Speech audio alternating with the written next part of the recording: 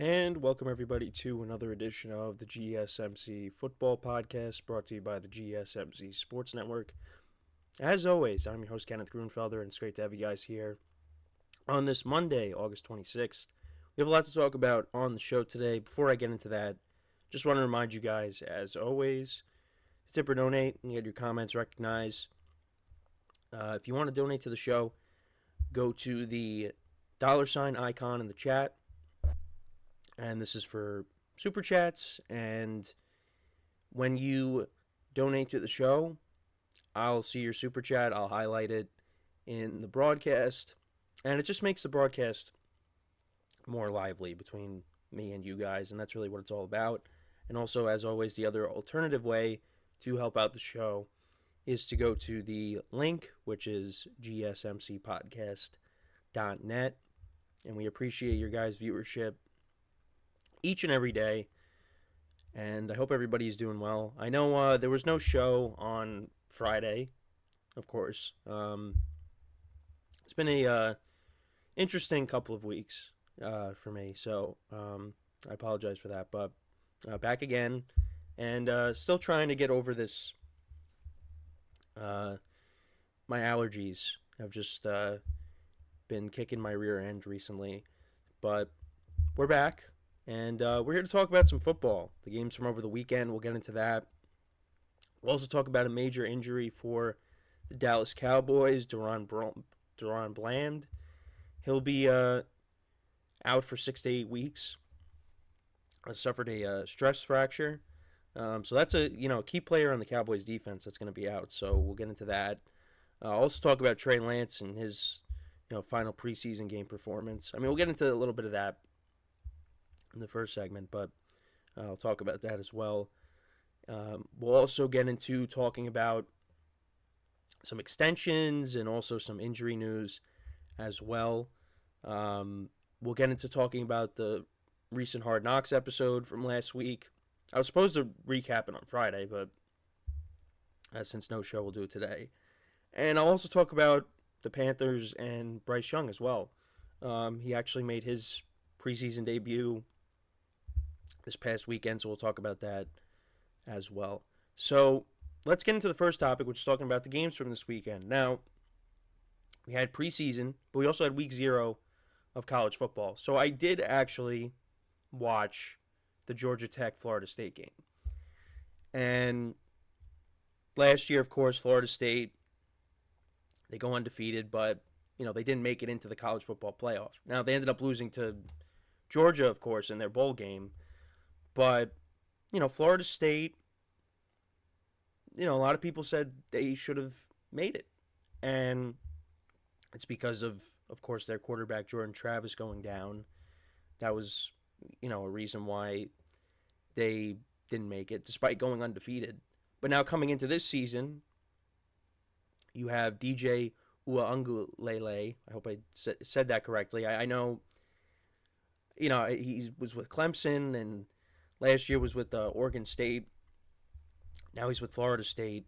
And, Florida State's trying to prove something, get off to a good start. And, going into the game, they were ranked number 10 in the country. And they end up losing to Georgia Tech. And this game actually got off to a fast start. Florida State goes right down the field. They score a touchdown. And they even went for the 2-point conversion as well. And I was like, okay. That's the kind of start you want to get off to. But then Georgia Tech answered right back. They got a touchdown. They didn't go for 2. They went on a 6-play, 79-yard drive. So the score was 8-7. Florida State kicked a field goal to make it 11-7. Georgia Tech scored a touchdown with about 3 minutes left in the first half to put themselves up by 3. But then Florida State makes a 59-yard field goal as time expires. So it ends up being tied going into the half. Ryan Fitzgerald, the kicker for Florida State. And then both teams went scoreless in the third quarter. Georgia Tech went up by 7. Another rushing touchdown by their quarterback. Oh, no, sorry. The running back, Jamal Haynes. 11 carries for 75 yards and 2 touchdowns in this game.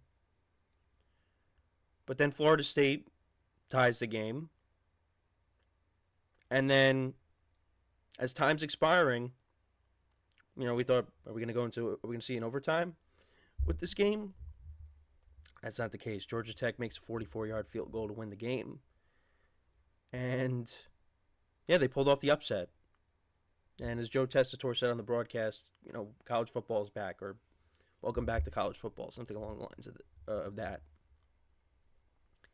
But that was a tough game for Florida State, and they got games on their schedule. I mean, they played Miami, who's ranked 19th currently. They got Notre Dame on the schedule, SMU. This is a big loss for them. And, DJ, looking at his stats, 19 to 27, 193 yards, no touchdowns, no interceptions. He doesn't seem like he... we could see a quarterback change. I wouldn't be surprised if we see that if, he continues to play like that. I mean, a lot of this game, there was a lot of running plays, and anytime DJ, would air it out, it was an inaccurate pass. Really did not play well in this game. So, that's tough. And I thought Florida State's defense, played well at certain points in the game. I mean, I think, Georgia Tech actually ran for a bunch of yards, too. What did they end up finishing with? They ended up finishing with almost 200 yards rushing and 3 touchdowns. So Florida State's going to have to, clean that up. But yeah, both quarterbacks, like I said, DJ, 19 to 27, 193 yards. And then Georgia Tech's quarterback, Haynes King. That's why I thought he scored the 2 rushing touchdowns, because he's got the same first name as, Jamal Haynes has, he has the same first name as Jamal Haynes' last name. But yeah, King went 11 to 16 for 146 yards. So it's not like both quarterbacks were lighting up the stat sheet. Both teams were running the football. Florida State ended up finishing with 98 yards on the ground. You had a touchdown from Roydell Williams and also Lawrence to a Philly. So yeah, that was a big loss for Florida State. Not the kind of start they wanted to get off to. And then you also had Montana State pulling off the upset. They were a 14-point underdog, and they beat New Mexico at home, 35-31. They scored 21 points in the fourth quarter. So that was impressive by them. Also, Nevada, who's a 28-point underdog, they almost pulled off the upset against SMU. But SMU outscored them 19-7 in the second half. So we almost had a ton of upsets. You had Norfolk State. They were a 13-point underdog. They ended up losing by a point. But yeah, some good games over the weekend in college football. And to take an early look at what's on the docket for week 1, there are some very good games. Clemson and Georgia, Miami and Florida,